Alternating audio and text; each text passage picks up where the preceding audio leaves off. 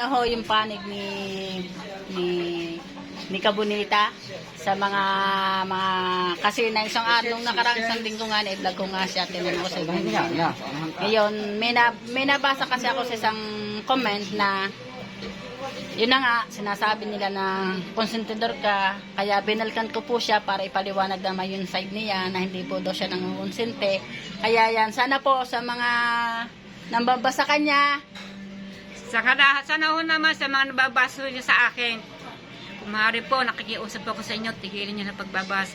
Tama na ho yun sa mga gumagawa niyang tao lang sa nagkamali. At lahat naman tayo nagkakamali. Hindi ho ba? Wala akong perfecto ang tao. Yung mga gumagawa na ganyan dapat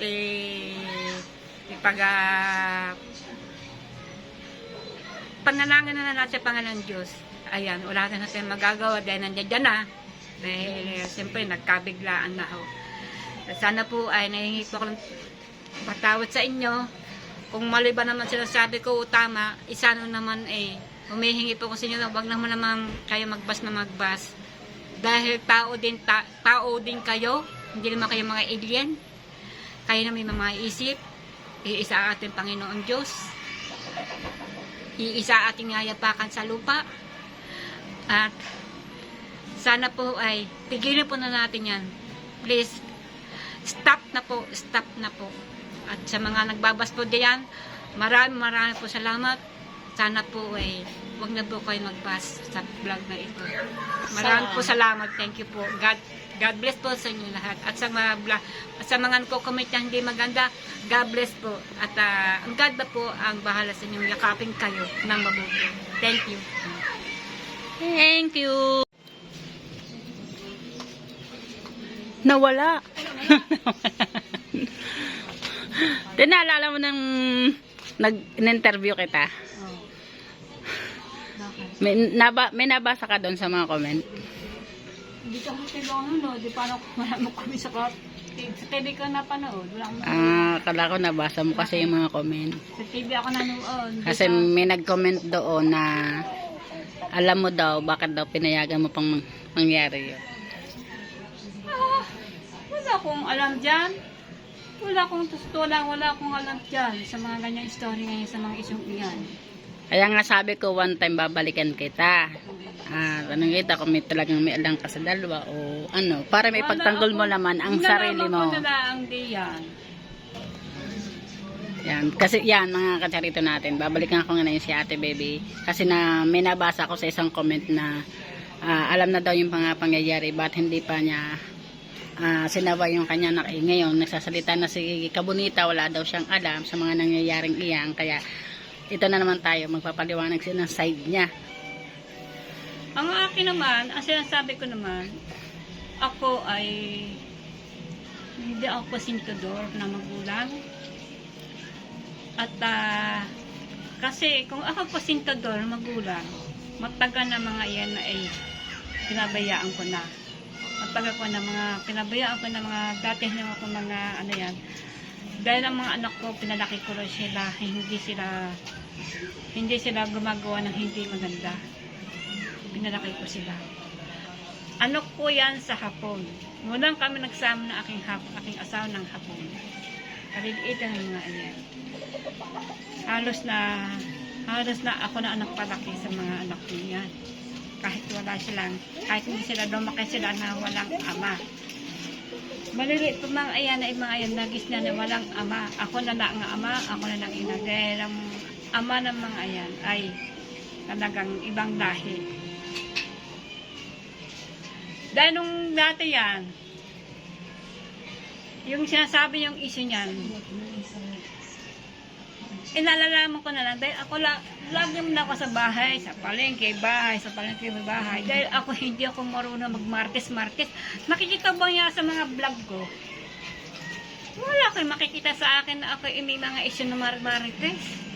Dahil sakit sa ulo yan. Nakaka-stress. Kanya, nasa bahay lang ako. Tumatanda na ako. Ayun lang ang aking pagkaalam ko, aking tumatanda.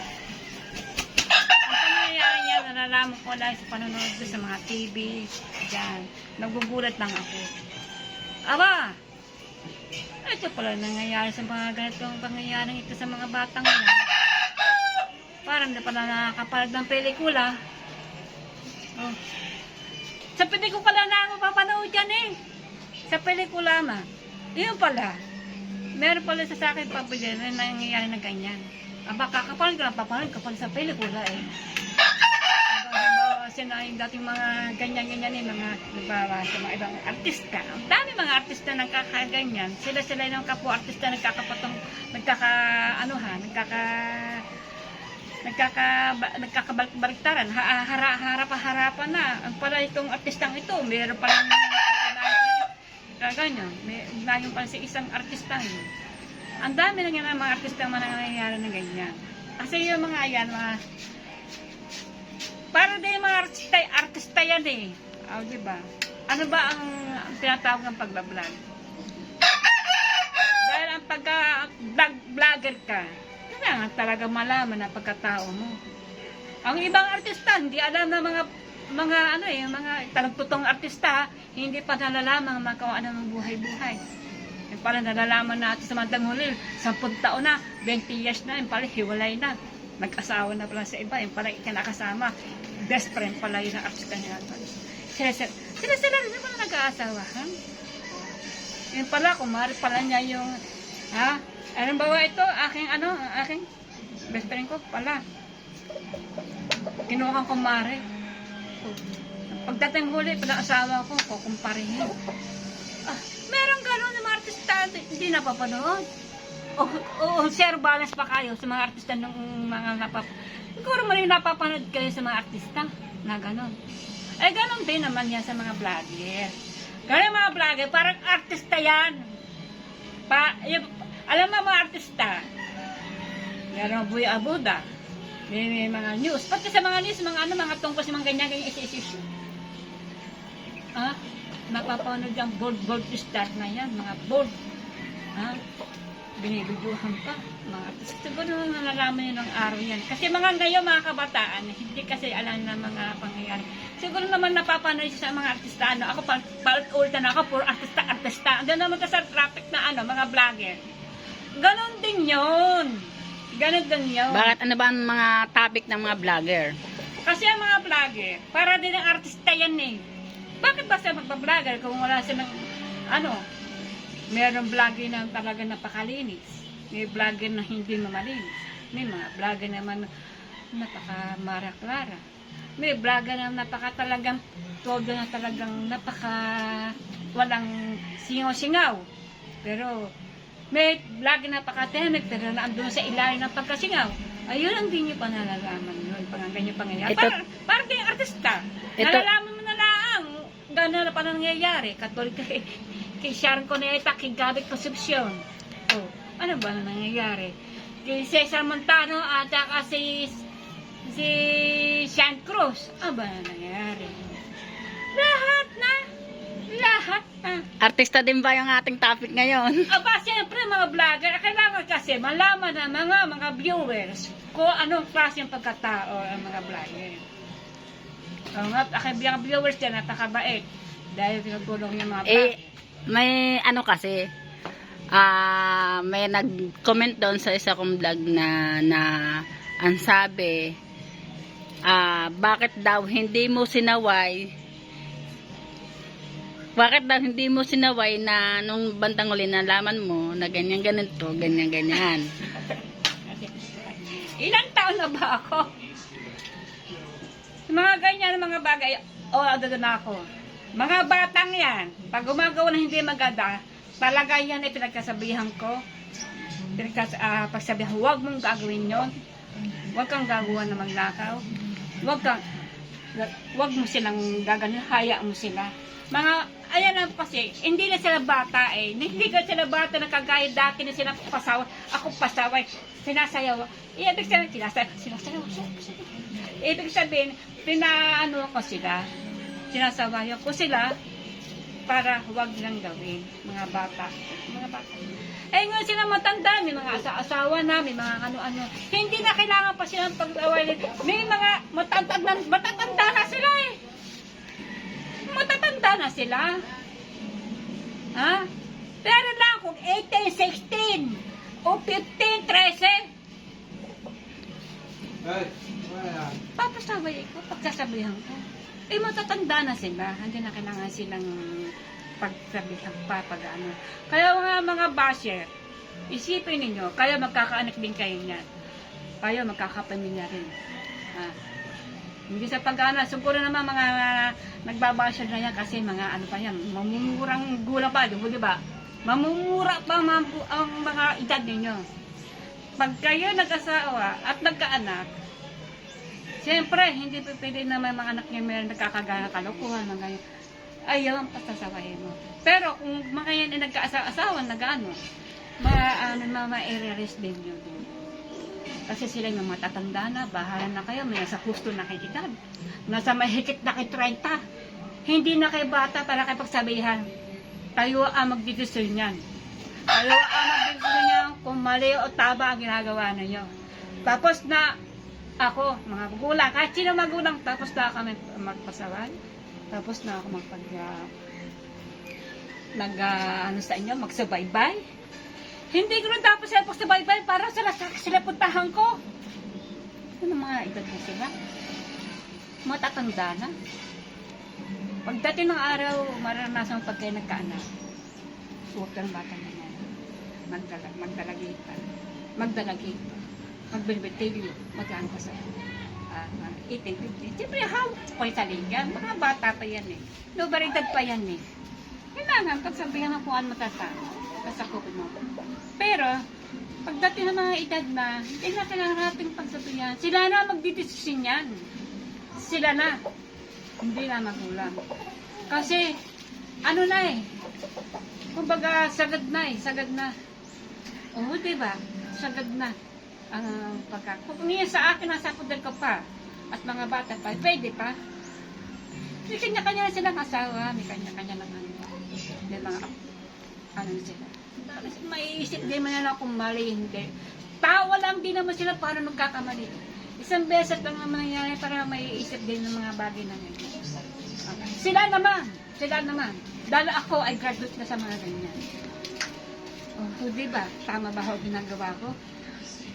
Kaya huwag yung mga basher. Isipan niyo mabuti. Hindi akong kusiktador. Kaya Yan. mga basher. Yan ang mga kacharito lots natin. Mga kacharito natin. Ayan, nandyan na ho yung topic na hindi siya konsentidor at hindi daw siya nangongonsente. Dahil sa madaling salita, hindi naman daw niya talaga kinonsente ang... Oo. Pero ng mga matatanda na sila, naisip na sila. Pahigitan na sila mga 30.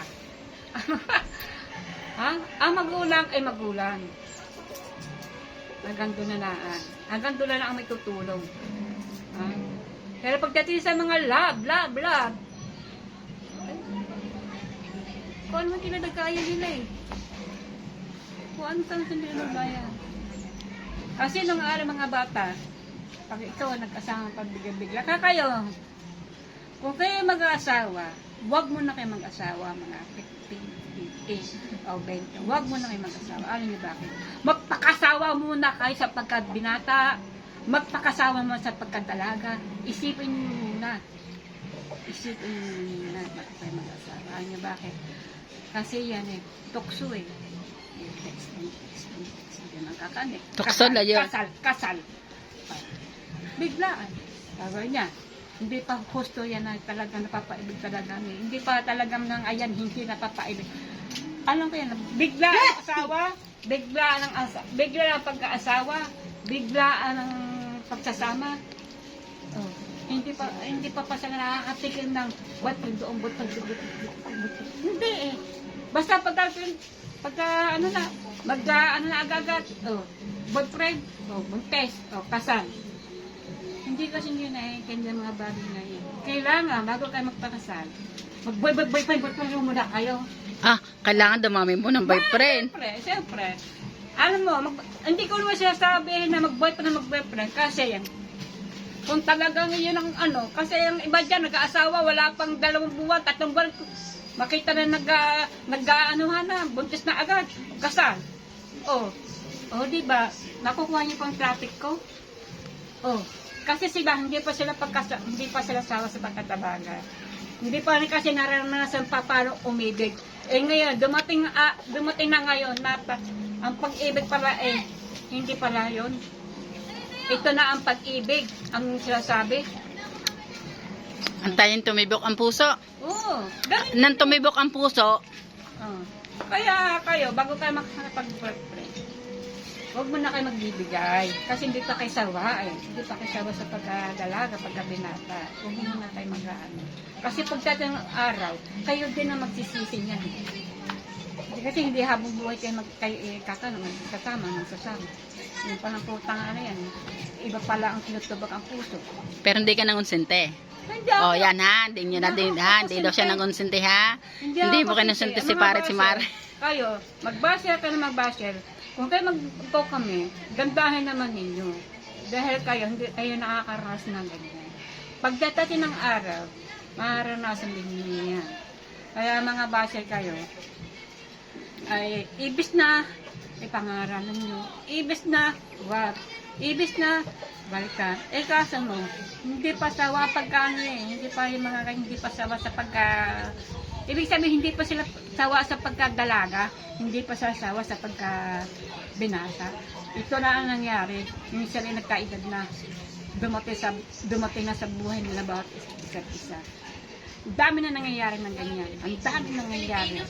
Sa totoo lamang po, ang dami na nangyayari niyan. Hiwalay, hiwalay, kasal, hiwalay, hiwalay, kasal, hiwalay, hiwalay, kasal. Ang gaganda ng buhay. Hiwalay. Ang gaganda ito ng buhay. Hiwalay. Kaya, Kabit-kabit na. Ako wala akong tinutukoy ah. Talagang dumarating ito sa buhay na yan. Nabawa nga ito. Eh mga yan, hindi lang mga yan. Hindi lang sila. Sana naman huwag naman ninyo nuhusgahan ng mga tao yan. Yan lang yan ang inuhusgahan nyo. Hindi nyo napapansin sa mga paligid-paligid na yan. Bakit yan nakikita niya? Kasi sila ay kalat. Kaya nakakapag-basher ng ganyan. Oh my God. God ang bahala sa inyo mga basher. Sige, mag-basher ng basher kayo. Pero hindi nyo kasi masisitiyan tao niya. Kasi sila ay tao lamang, nagkakamali. di tanggap mo na nagkamali. Tanggap po, nagkamali sila. Ay, sinandiyan dyan na eh. Wala na tayong magagawa eh. Ano pa? Wala na tayong magagawa. Ano pa ang gusto nyo? Wala tayong magagawa. Kung bagay, wala tayong magagawa eh. Nag-artista na eh. Wala tayong magagawa, nag-asawa na eh. Wala tayong magagawa, nabuntis na eh. Ano ba? Tao lang din sila nagkakamali. O, diba? Ay, nako. Mga tayo, tigilan nyo na ho yung mga isa nyo. Tumingin naman kayo sa iba. Hindi puro tutok ng ganyan. Siguro naman nakikita nyo sila kasi nababalitan nyo sa mga ganyan YouTube. Ayan, may nayak ang bata. Sa mga ganyan YouTube, nababalitaan nyo. O baka naman kaya kayo nagtitest kayo, kaya gusto nyo lagi ganyan ang mga palabas kasi tutuwa kayo sa mga ganyan. Huwag kayo magtuwa sa mga ganyan. Dapat nga ho, itulungan niyo pa niyo sa mga ganyan, mga taong nagkamali lang. Dapat, sabihan niyo naman na, huwag mong ganyan na mga, ay ganyang salot, ay gano'n, gano'n. Huwag kayong magsasalita ng salot. Huwag yung magsasalita ng mga ganyan. Masama po magsalita ng salot. Ano bakit? Dahil tao din kayo. Iisa ang Diyos natin. Iisa. Daan nyo mo yan, iisa ang Diyos natin. Huwag kayo magagalit sa akin. Dahil totoo naman sasabi ko, ayun naman ay para naman sa akin sa lahat. Kung maaari naman, itigil nyo na yung mga ganyan, mga issue. Dahil ang mga issue niya, yung mga comment nyo yun, sa mga comment nyo, ay mama ng konsintador. Binabasa ako din ng mama ng konsintador sa live. Sa live ni Kawina. Nanonood ako. Pero kung ako'y bastos, magko-comment na ako, babastusin ko kayo. Pero hindi. Ginalan ko pa ka rin kayo. Dapat mga ganyang tao gumagawa ng ganyan eh. Hindi naman isang mundong gumagawa niyan. Nakakatuwa, para bang alien na bumaba nga. Sila lang ang gumagawa. Isa lang ang alien na ating pinutulungan, ang ating pinutulong sa kasamaan. Ibig na ating pangaralan eh. Hindi eh. Lalo yung binababa. Hindi mo po ganun. Huwag niyo ibaksak ang tao. Ganun na nga sila eh, nagkamali na nga sila eh. Dami isip po nila eh, hindi sila nakaka-move on eh. Kaya kung maaari ho eh, hugasan natin, pagalingin natin yung mga sugat na dyan bawat isa. Manalangin na tayo, magdasal-dasal. Kaya kung wala tayong magagawa, 6:30 daw. kasi demonyo eh. 6:30, alas 7 daw na ulo. O, diba? Eh, kayo minsan nga, kay dinodemonyo din kayo ng isipan nyo kung anong ginagawa yun, pero hindi nyo alam. O, diba? Kaya, gusto natin magsimba, parang kasabi, huwag tayo magsimba. O, tayo, mag-happy na tayo, mag-shopping, mag-ano na tayo, mag-happy-happy na lang tayo. O, diba, ganun. Inuuno pa yung mga kasarap ng buhay, kaysa magsimbay, ano ho, diba? Kasi demonyo nga yun ang tutulak sa inyo. Ayun ang ibig ko sabihin. Mga basher, mga napukamay na hindi maganda, wag ho ganun, masama ho yun. Masama ho magkamay na hindi maganda. Dapat ho ay tigilan nyo na ho yan. Kung hindi nyo kaya ang inyong pagkakakomment, hindi nyo titigilan yan. Maya't mangyayari din sa inyo yan. Kaya ho, ang Panginoon Diyos na hindi natutulog ho. Gusto nyo ba mangyari sa inyo yan? Kaya ho, ibis na nga tayo ibis ng ating iaangat ang tao, iyaan natin, pag-aano natin, huwag natin pag-down. Kasi, pare-pareho tayo Pilipino. Iisa ang bandera mo natin. Iisa ang Diyos natin. Habang nga tayo natin sa lupa, ay magmahalan po tayo. Kasi ang ating buhay ay hiram lamang sa Panginoon Diyos. Tandaan niyo yan. Kung ang tao naman nagkakamali, kasi God, wala lang sila nagkakamali. Ay, anong hiling mo ngayon na ano? Kaya ang hinihiling ko po sa inyo lahat, mga hinihiling ko sa inyo lahat, tama na ho. Tama na ho ang pagbabasya ninyo. Tama nyo, kung kayo magpo-comment, tama na po yan. Para na po ang Panginoon Diyos na tama na ho yan. Sa mga comment na yan, hindi maganda. Dahil po ako, palod ako, isa akong magulang. May mga magulang din kayo. At magulang din kayo. Nasasaktan din ho ako. Totoo yan. Kahit ako naging sa bahay, nasasaktan ako. Siyempre, katugo ko yan. Kaya kayo nagsasalita ng ganyan kasi hindi nyo kadugo. Kasi hindi nyo kano-ano. Kasi nagagalit kayo. Bakit kayo nagagalit? Dapat nga ho God, hindi, tao lang sa nagkakamali. God, tulungan mo sila. Ganun, tulungan niya po sila matanggal ng kanilang. Pero wala tayong magagawa niya dyan na po. Nasasakta po ako sa mga pangyayari niyan. Siyempre, magulang ho ako. Kahit sino magulang, masasaktan talaga. Siyempre, ilang buwan ho natin, pinag-aan natin mga batang yan. Siyam na buwan natin. Ang ako lang po, hindi po ako sintador. Ginagawa ko lang ang tama. Dahil sila may mga, may mga isip na, alam na ang tama at mali. Basta ako napagsalita ng isa, dalawa, hanggang doon na lang po ako sa pangarap. Doon ako kumakapit sa Panginoon. Panginoon na ako kumakapit. Kung maaari po, tama na po ang pagbabas. Kung kayo magkukomment, tama na po. Nakikiusap ako sa inyo bilang sa inyo kaharapan. Hindi pa ako consider bilang magulang. O nga po, umihingi pa ako sa iyong kapatawaran sa mga ginagawa ng aking anak. Dahil sana po, wag naman yung pansin ng mga bagay na yan. Dahil hindi mo silang masamang tao. Hindi mo silang masamang tao. Nagagaya ng mga gumagawa ng iba dyan masasamang tao. Halos mga patay na, halos nagnanakaw na, halos dahil nagkamali lang po sila. Humihingi po ulit ako sa inyo, tama na po yan. Ako ba nakikiusap sa inyo, tama na ho mga kami na yan. Kagaya po akong kaharap ninyo, baka naman pa naman mamaya ito, meron naman ako dito, may bababas dito. Kusintidor ka, gano'n na rin, gano'n. Hindi po ako consider. Tama na ho yan, makikiusap ako sa inyo. Masakit na ho ako, masakit na sa damdamin ko mga ganyan. Masasakit na talaga. Sa inyo ho mangyari yan. Mga anak nyo, nagkakaganyan din. O kaya magkakaano pa din kayo na ng maglalaki hanggang pag sila lumaki at maranasan niyan. Masasaktan din ho kayo bilang magulang. Makakaanak din kayo ng sana huwag sana mangyari sa inyo. Alright, mga ka-Charito Vlogs po natin yan na nakuha. Teka.